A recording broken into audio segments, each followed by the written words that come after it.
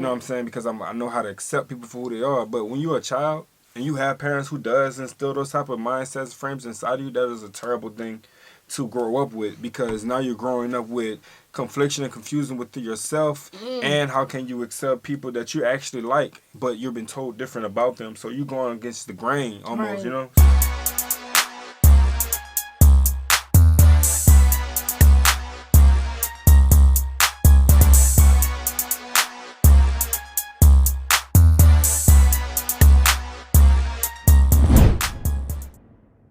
What's good, y'all? It's the Demouchets REACT, and we're back with another video. Who we got today, C? Today we're back with another American reaction. Yes. Super excited about this video, guys. If you're new to us and we're new to you, make sure you scroll down, hit that subscribe button, and turn on the post notification bell, because we're on the road to 100K. And we cannot get there without you guys, all right? Join the family. Without further ado, let's get into the video. I remember when I first discovered what black was, and then people kept calling people black. I remember like black, oh he's black, oh she's black. I'm like, black? They're not black, they're brown. They're dark brown, that don't make no sense. Being proud of my African roots is something that I don't take lightly, and I embrace because it's part of who I am. Nosotros queremos un mundo que decimos que tenemos un latino unidos, pero con el mismo tiempo tenemos que terminar la discriminación entre nosotros los latinos. Estamos como estamos porque somos racistas entre nosotros mismos, entre nuestra propia gente. ¿Sabes qué? No nos apoyamos. I always feel like I'm never Latina enough because of my skin color, because of my hair. I would just hear my family be like, oh, don't go out with somebody that's dark skinned, que no salga con un negro. Arregla la raza. Dark skin in the Latino community isn't considered beautiful. We've been colonized so poorly that we want to identify with being white so much, not all of us, but many of us, that we look down on dark skin. Tú como negro latino tienes dos problemas. Primero, eres negro, se te discriminan por negro. Wow. That is interesting. Yeah, this is tough. And I feel like the more and more that we dig into different cultures around the world, there's all of that, like being too dark or too light, and you know, the African American community and them dealing with that there, and then dealing with that on the African continent. They deal with that as well. They deal with it in Europe. You know, they deal with it everywhere, and it's kind of like, I don't know. It's like, when are we going to look at it and be like, why are we like this? Right, like, when did it even start almost? Because I remember one day I just woke up, it was dark against bright. Like, dark versus bright, light skin, dark skin. And they would crack all these jokes back and forth about how light skins operate and how dark skins operate. And it was just that. But now that I'm starting to see it's deeper than that, and it's also race and living styles and being accepted and rejected, all that stuff starts to take place. And I did not know the black Latinos was going through such a way of living. I didn't know that was a problem. Right. You know, it's interesting to me. Y'all always hear me talk about my great-grandmother, right? I love talking about her. And to see someone on here who is Honduran. True. You know, I know my grandmother. I know that is, you know, where she's from, where her maternal side is from. But I don't know my family in Honduras. You know, so to see an Afro Latina and she's speaking Spanish, like, I would love to connect with my people there. You know, because, again, all I know is being African American. I know my grandmother, but my grandmother grew up in New Orleans. So I asked her what she is. She said, what I look like. And that's what she said. She said, what I look like. For real. That's how I just like it. So, it's interesting to see even this man, he's speaking Spanish. Right. Would have blew my mind. Yeah. I would have noticed, like, he's like, oh, bro, you know Espanol. Yeah. And, you know, like our reality TV here, it highlights, you know, some Dominicans, some people from, what is it? I think Puerto Rico or Dominican. I don't know. But it highlights, you know, some of them, and we see them, you know, speaking their native tongue. But most of the time when they're speaking to us, like people that we see on a daily basis, they'll speak in English. So to just see him, he looked like an uncle. Right. And he's speaking in Spanish. You know, I want to say I've never dealt with discrimination when it comes from Mexicans or Black Latinos. I can't recall a moment, and if there is a time, then it's probably very mild. But I really just can't, and I don't feel that it's gonna ever get back to a point where races are just so dominant, one-sided around the world. You know what, babe? I feel like we haven't dealt with discrimination. You know, I have dealt with discrimination from maybe 1 or 2 instances, but it wasn't so much of a discrimination. It was so much of a, oh, I like you. I thought you was going to be like this. And I feel like because of our personalities. Oh, I think I did have a moment like that. Oh, yeah, you did. I was in Florida? No. Oh, no. I was actually in a restaurant about to pick up some food, and the lady behind the desk, she was Espanol, and she was, you know, greeting and serving all the Caucasian people, and I was tapping to the side, waiting for them to just, because I had a to-go order, and then when she looked over to me, she did one of those black girl looks like one of them, like the swerving of the neck, and I did it back. And then when she saw I had an attitude back with her, she came over and she said, "Oh, I'm sorry, you waiting for something?" I'm like, yeah, I went, like, I had a, you know what I'm saying? Because it was because rude. of the exchange y'all Right, had. you was good with every other person who was coming through the line, but then when you looked up at me, that was the only time, though. Yeah, but that was the only time. But Not that I majority was of the thinking about it. time, what I was going to say is I feel like necessarily we, not speaking for African Americans, but Dion and Sierra, I feel like we always go into things with an open mind, a friendliness, southern hospitality. So I feel like that's maybe why we don't deal with that. And I feel like I can't say I've dealt with discrimination, but not from this community. Right. I want to say that just because you guys may catch us being transparent, never take what we say to go judge the rest of the people that you come across that we may be reacting to or talking about at that moment, because everybody is different. Sierra said that as well. The whole America have different walks of life and different perspectives, so don't judge one person as if they're the whole America. Same as this, don't judge one Caucasian, Spanish, or black person based off an experience that somebody had. Somebody else had. Keep it a buck with yourself and judge your heart for yourself, but that was just my little kind of. It wasn't too crazy because she actually turned around and tried to be nice to me. Maybe could have had a bad day, but you know. Maybe. Yeah. Segundo eres latino y te discriminan por latino. Eso es doble minoría. I remember when I was a kid, I looked at myself in the mirror. Y yo dije, esta nariz, estos labios que tengo yo, I'm ugly. ¿Sabes que yo era? Porque yo pensaba que yo era feo. Tuve una compañera de trabajo que me enteré que a mi espalda se expresaba de mí como mona, la mona. ¿Sabes qué es lo más triste?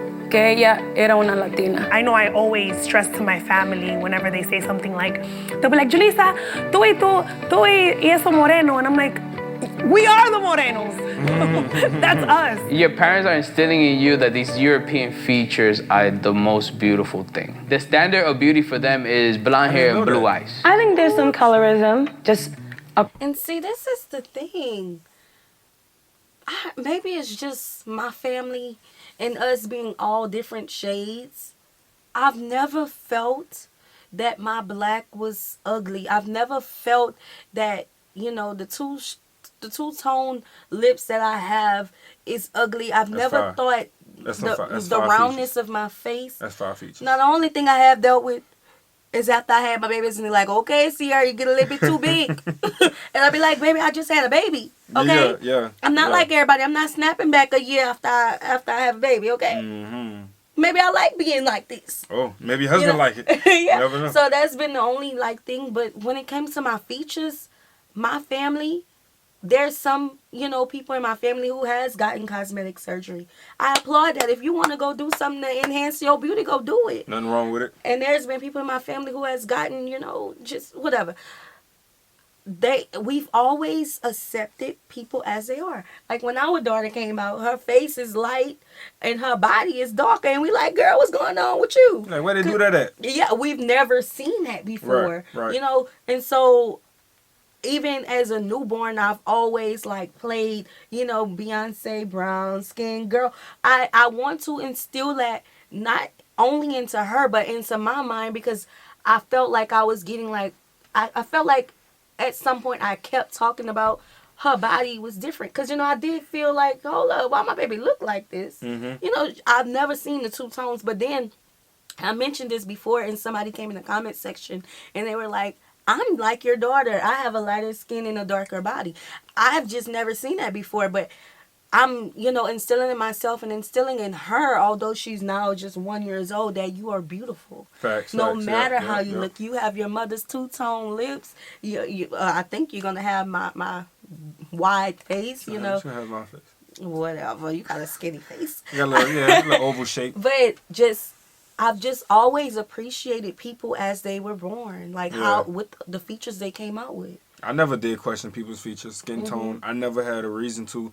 Coming up in my household, we was never taught to judge a person by their skin or accept them for their skin tone. I was never taught that. So whenever I see people, but that's why I'm so friendly and so ongoing when it comes to humanity. Right. You know what I'm saying? Because I know how to accept people for who they are. But when you're a child and you have parents who does instill those type of mindsets, frames inside of you, that is a terrible thing to grow up with, because now you're growing up with confliction and confusion within yourself, and how can you accept people that you actually like, but you've been told different about them, so you're going against the grain almost, you know? So it's like difficult. Or are you looking at other people and saying, oh, your small lips look better than mine. I wish I had small lips. Oh, your small eyes look better than my big eyes. I wish I had that. I never looked at anybody and thought that they look better than me. I've always thought that, oh my God, they're so beautiful. Y'all have heard me call other women beautiful on the channel before. And if a woman is beautiful, she's beautiful.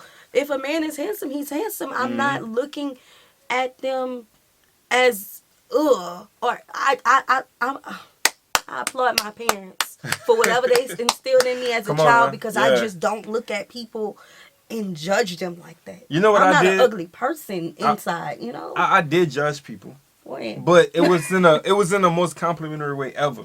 Like, I could look at an individual and tell, like, I'd be like, yeah, I could definitely see you on the movie. And I would tell them that. I was like, what are you talking about? I was like, I don't know, it's just something about your features. It's giving me screen time. You know, or I could definitely see you playing solitaire, like some gambling. It's like, oh, you know, I actually do like, you know, to go to the casino. And I was like, yeah, you got that poker face, bro. Like, I could see that in people. I've never came across them and tell them different, though. Yeah. Like, even, you know, Africans. Y'all know we've been reacting to a lot of African cultures. And when I see an African, majority of the time, they look like our family members. But there's sometimes when I see some Africans and they have a distinct feature about themselves, and I'm like, oh my God, like they're so beautiful. It's unique. It's so different and unique, and you can tell like they come from a certain place just off of how they look. Like Ethiopians, a lot of times you can tell that they're Ethiopians. Yeah. You know, y'all think Dion Ethiopian? Wait, we still in that conversation now. Let me know in the comment section. I want to know. Eventually we'll find out though. And yeah, bro, and we can go on and on about that, you know, but some people do just magically have that look to them that's just like stand out. Yeah. And you can't beat that. So People can't change how they were born. cannot. Across the board, because we've been taught that lighter skin is beautiful. Since light skin and fair skin is being portrayed on all platforms like TV and media and all of these things, it lets me know that that's what they perceive as beautiful. And then you look on TV in the telenovelas, they don't look like me, ever. The only one I can remember is Celia. Algo que me pasa muy seguido es que las personas dicen, ay, qué bonita eres, para ser una negrita. Entonces, una persona negra no puede ser bonita. Dark skin is beautiful and it has melanin in it and it doesn't age. We hate ourselves so much that we really don't understand how beautiful we are. Que yo por mi color o por lo que tú crees, tú no me vas a parar, que yo voy a triunfar. En lo que yo voy a hacer, yo voy a triunfar. Embrace the beauty that is you, because most people are trying to look like you. They're going to get their hair curled, they're going to get tans, they're getting injections in their butts and in their lips. They want to look like you. So don't hate you, because everybody wants to look like you. Si había una fórmula, yo creo que ya lo habíamos arreglado. No hay ninguna fórmula. Tú como individuo tienes que enseñar a tu gente de ser orgulloso de ser lo que eres. Somos negros y debemos ser orgullosos de nuestra raza. And it's okay to be brown and dark, and it's okay to have beautiful, big lips and features like this. It is okay. It is more than okay, actually, because the world changes and moves in different rhythms. And right now, people want to look like us. That's what I would say. ¿So regresó? Okay. Nah, that was powerful. That was really good. It was. It opened up some conversations. Yeah, It y'all did. can definitely put that in the comment section. I Yeah. know how y'all be getting down. So, yeah, again, bro, embrace yourself. highlight the areas of yourself that you don't like, and let that be your confidence. I feel like once people start to target your confidence, you start to look in the mirror and think that you're shattered. You know what I'm saying? But you're not a shattered individual. You're very pieced together very well and uniquely designed, so you just got to embrace who you are. Nobody else look like you. Nobody. Even if you're a twin, triplet, whatever, nobody else look like you. That's your power. Nobody else is you. Own it. We hope you guys enjoyed this video with us. Like this video, subscribe, turn on the post notification bell. We have enabled our super thanks if you like to support the channel that way, as well as our join feature to become a VIP member of the channel. Send in your reaction request through our description box below. We'll see you soon. Peace. Peace.